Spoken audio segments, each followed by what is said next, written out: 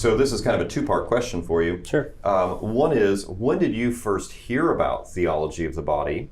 And then secondly, were there any events then or earlier in your life which made you interested in that or more open or receptive to the theology of the body that kind of influenced your response?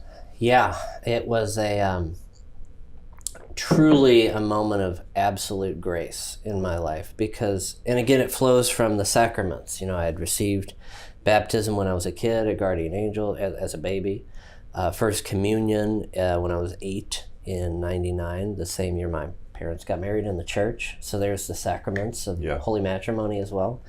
2005, I was confirmed in the church, and it was Easter Vigil, 2005, and it happened to be at my parish, St. Luke, which is pretty uncommon. Normally it's at the cathedral with the bishop.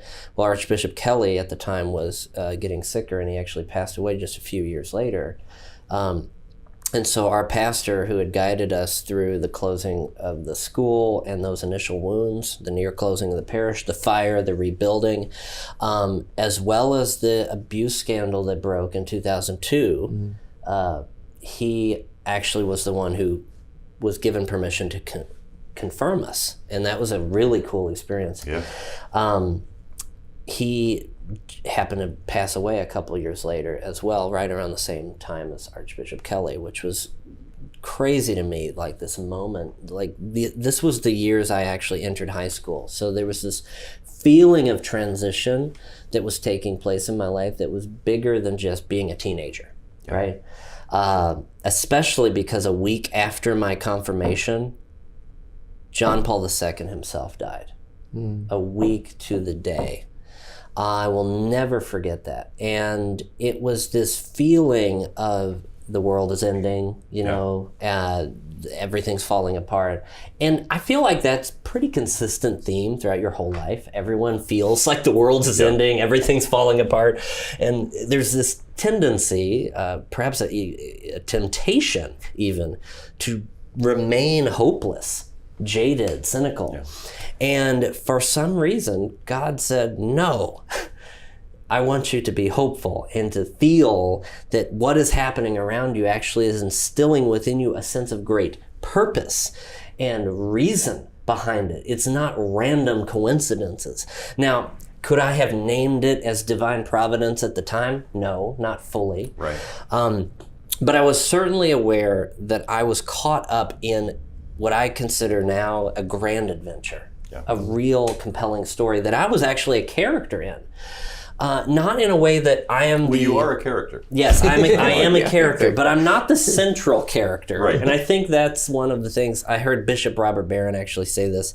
He calls it the ego drama or the Theo drama.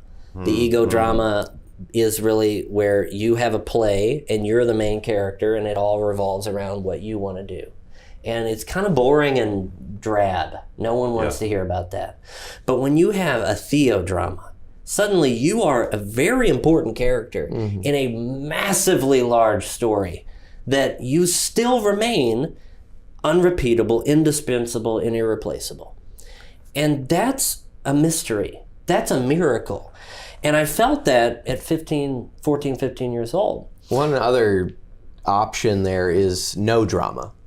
So there's ego drama. You're right. There's Theo drama. Total indifference, ignorance, and just sort of nihilistic and miserable people who find there is no narrative. And I found myself there. We had my story on the show, and and that there's a hopelessness to that side of things too. So to be engaged as you were, and to know that you're a piece of this story that God is telling, I think it does, just help keep you on track, and being able to contextualize yourself and realize you have a part to play. Yes, you're not the lead, but you are an important character in the story of salvation, and that each person is. And should you step into your role freely, not as a written character, but as a free will creature, should you step into that role, well, the Theo drama is going to be an even better story,